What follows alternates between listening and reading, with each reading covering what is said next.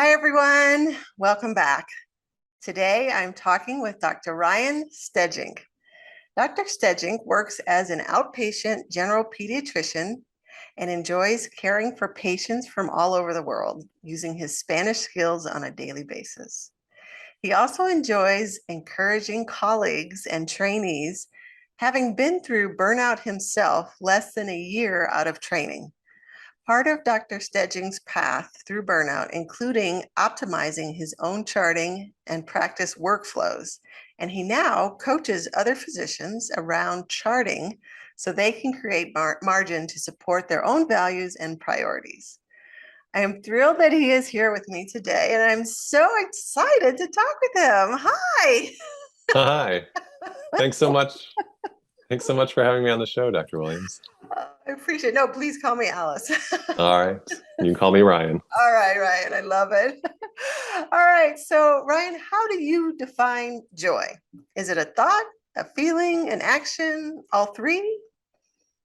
So it's a great question. For me, I think of joy as a feeling because there are thoughts that you can have that lead to that feeling. And from that feeling of joy, then you take certain actions. Maybe it's giving or generosity or serving or just celebrating. But for me, I think joy is more of a feeling. Mm-hmm, mm-hmm. Okay. Yeah, that makes sense. And what brings you joy? When do you feel the most joy? So I feel the most joy when I'm helping others, whether it's at work or serving in the community, spending time with my family, maybe times out in nature with Mm-hmm, family or by myself. I mm-hmm. just really love being around water, around mountains when I can, because I'm from the Midwest where it's very flat, but Yes. even just being around the reservoir and the city Mm-hmm, park, mm-hmm. it's really life-giving to me. Yes. Yes, I totally understand that. Nature is amazing. Mm. So, could you please tell us about maybe a fun time that you had with your family while you were on vacation, or maybe in your business, or just something that you really enjoyed? Yeah. So my wife and I, after I graduated from residency, rather than start right away, Hmm. I was able to take about 3 weeks off. Looking back, I probably could have taken more, Uh-huh. but we didn't have kids at this point, and we decided to take a road trip. Hmm. And being from the Midwest, we decided to go west to the national parks. We hit up Rocky Mountain National Park, Hmm. Zion, Bryce, Arches, the Grand Canyon, and even made it to Vegas for a night. Oh, wow. Uh, so it was just a great time getting to do some camping, be Hmm. out in nature. Now, I wouldn't recommend going to Arches in the middle of July, and we briefly got lost in Canyonlands on a hike, but I'm still here to talk with you now. So overall, it was a really exciting time Hmm. um, to just experience like the grandeur of nature. Yes, yes, it sounds amazing, especially the Grand Canyon. It's so vast, and just you feel Oh yeah. like a little tiny piece of that when you're looking at Hmm. it. Yeah, we actually got to rent bikes and Oh. ride along the rim, Hmm. not too close to the edge. Uh-huh. And where we stayed, he was also a guide, and he told Hmm. us about this one unmarked parking lot where you could hike up. And so we got to see sunset over the Grand Canyon with maybe about 25 other people. Oh, wow. So it was incredible. That sounds amazing. Oh, oh, it's like those special moments when you just everything's right at the right time and you're there to appreciate it. Oh, wow. Yeah, it was just incredible. Yeah. Oh, I can imagine. That sounds gorgeous. Oh, beautiful. I can even picture it as you're saying it. I can just see it in my head what you're saying. That's so amazing. Hmm. So, how about a story maybe about a time when you were feeling down and then something happened that lifted you up? Mm. That's a great question. And I know that many of us have had hard things and challenges in our lives. And for me, just a couple years later, my wife and I were expecting twins. Mm-hmm. and we're about 19 weeks along. My wife's a nurse, and Mm-hmm. so we were both at work.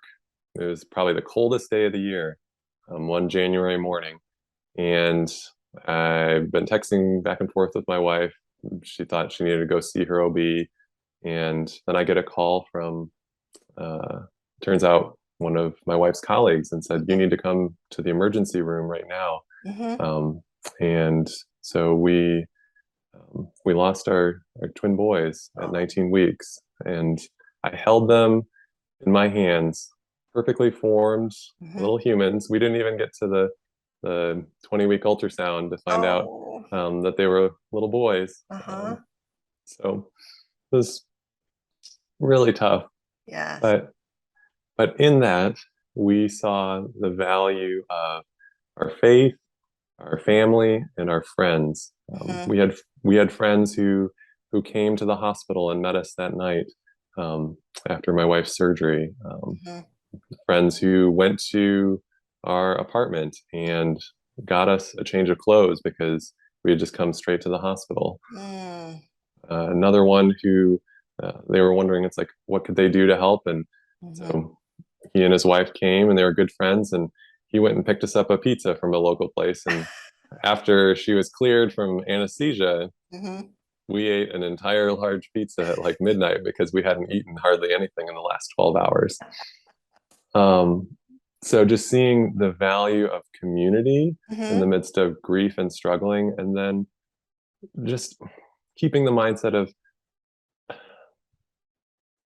that I can take that next step forward, and there are others around you, those things that I just mentioned, those Mm-hmm. the faith, family, and friends, to help support you and to go through that journey of grief, because it's not a linear thing. Mm-hmm. It's not, there are ups and downs, and I was really thankful that, someone at the hospital told us that there Mm-hmm. would be good days and hard days, Mm-hmm. and things that were triggers for me that weren't for my wife, and vice versa. Mm-hmm. Um, for me, it was going to one of our favorite, parks that we walked around and just thinking, I won't be bringing my boys here for a picnic. Um, so, yeah, and seeing over time how it doesn't mean I miss them any less. It Mm-hmm. just is that I'm able to come alongside others, who may have walked a similar journey, or been through grief, and being able to use that has really been a valuable mindset shift for me to say their lives still matter Mm-hmm. and have value both for me and for how I'm able to be more considerate, as I'm interacting with others. Mm-hmm. Mm-hmm. Yeah. So it sounds like having gone through that, it makes you your ability to maybe empathize with another who's going through their own grief, or and be able to Mm-hmm. support them and help them, having been there yourself, being able to help them when the other person go through and move through whatever it is that's hard for them in their lives.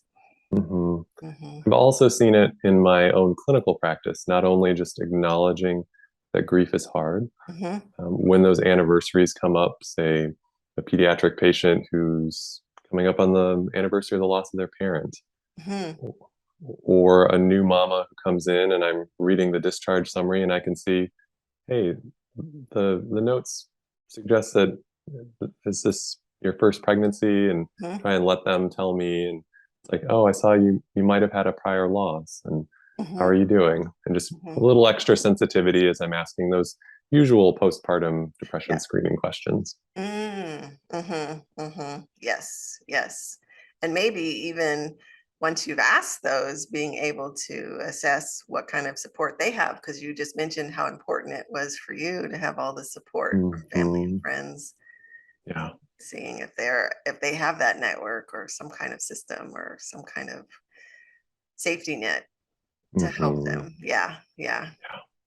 yeah. Because it's really important when we're going through tough times to have others that are there to hold our hands, give us a hug. Hmm. Yeah.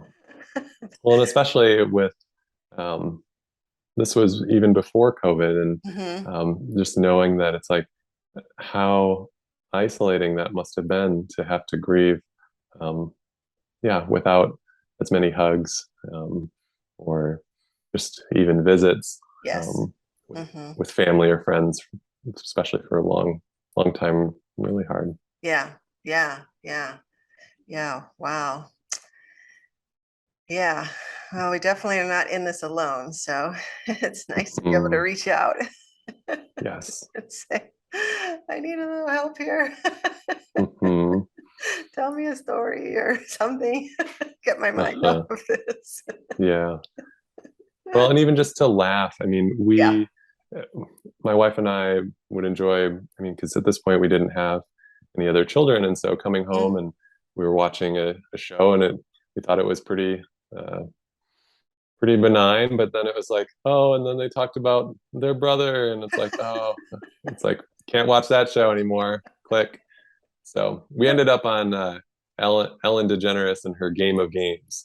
And Okay. it was just silly Right. nonsense. And it was, yeah, just finding those distractions, but Yeah. Not as a means to escape, but just as a moment that you need to be able to step back.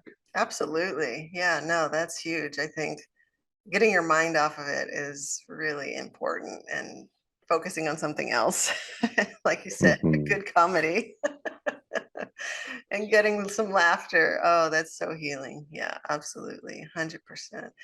I really love that saying, and I don't even know where it came from or who was the first person to say it, but it's so true. And laughter is the best medicine. Mm-hmm. I agree 100%. And I have used that and over and over and found it to be so helpful in my own times when I just need something to shift or focus on something else. If you can laugh, that at least breaks that maybe the chain of the downward spiral or the thinking, or you can just get out of it a little bit easier. So yeah, Mm-hmm. laughter is huge.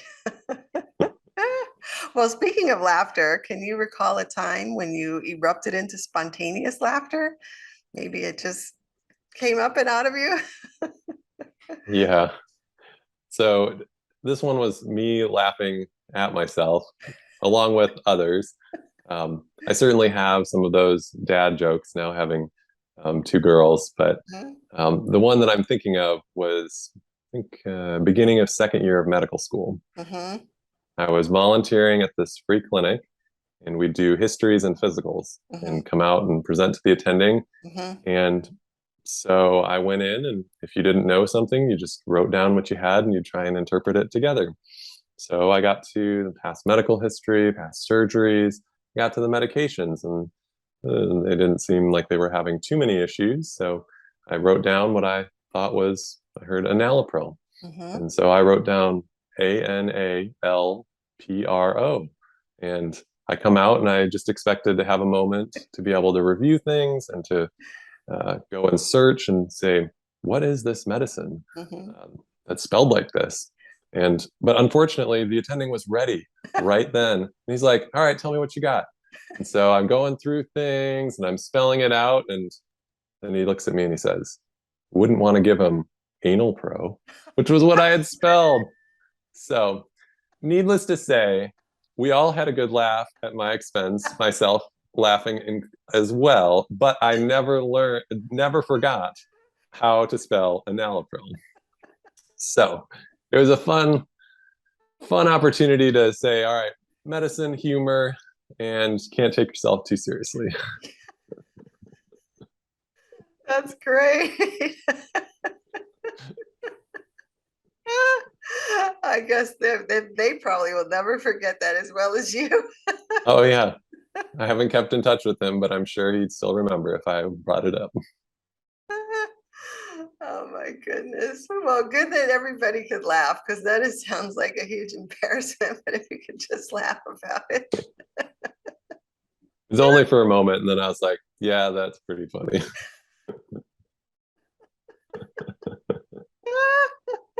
Did you turn completely red? Yeah, as I was laughing, there's definitely a bit of that. Oh, But wow. maybe I'm laughing more looking back on it than at the time, but Right, it was still humorous. That's a good one. Oh, wow. Oh my goodness. So we've talked about laughter making us feel good. Is there any other things that you do to feel good that puts you into that flow state, where things are just going easy and you feel productive?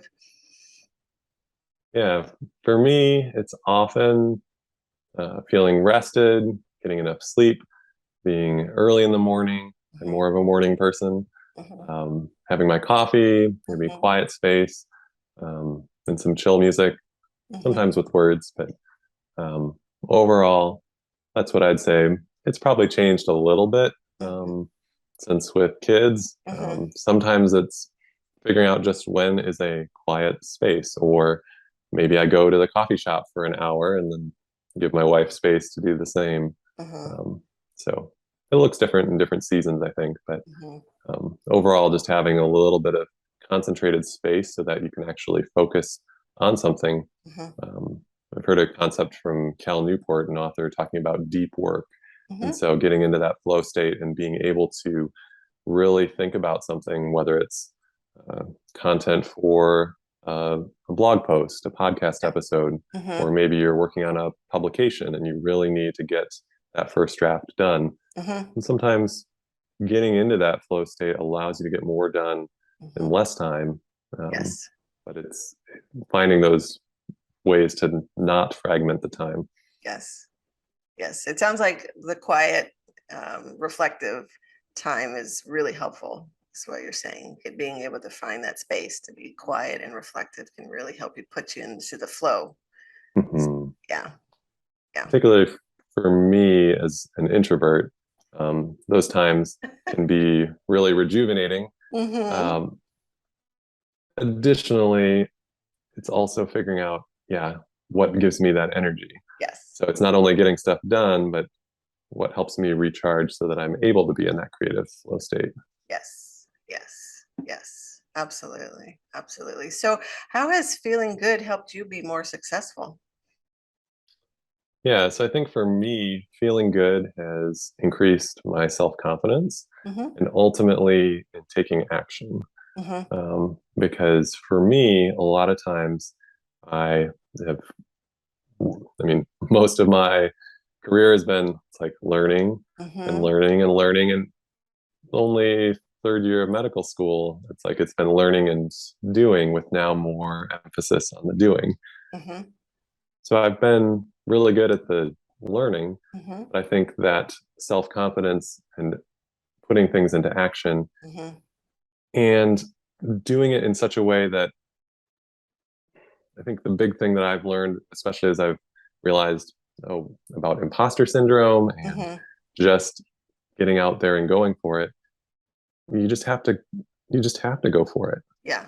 it. And ultimately that action is what will allow you to see, oh, this worked, this didn't, where do I need to make tweaks and changes, and Mm-hmm. ultimately increasing your self-confidence and your ability to grow, Mm-hmm. to learn and change, rather than I'm so self-confident that I can do this perfectly right now, because I'm not going to get there in terms of that 100% Yes. self-confidence that I know it's going to work because it's something I'm doing that's new. Right. So Right. I Allowing us think to be perfectly imperfect. yes, yeah. Yeah. Giving us So the chance to get good at something and not expect us to mhm, be good at it just the first exact time that we try it or whatever. Yeah. yeah. For me, I saw this even with my podcast. It's Mm-hmm. like the first probably 8 episodes, I was so all in my head that I had to write it out and kind of tried to read it in an engaging manner. Mm-hmm. But then I realized I don't have time for that. And I also hadn't learned about uh, there's various services that will help transcribe your Mm-hmm. audio, Yes. but just getting to the point where I'm able to have an outline and Mm-hmm. just to speak and how to reduce some of the filler words that I often still use, but Mm-hmm. just to realize you can pause and Yes. let there be some space. Mm-hmm. It gives even your listeners a chance to reflect. And so that's been part of my action and confidence kind of fueling each other. Oh, yeah, that's beautiful. Well said.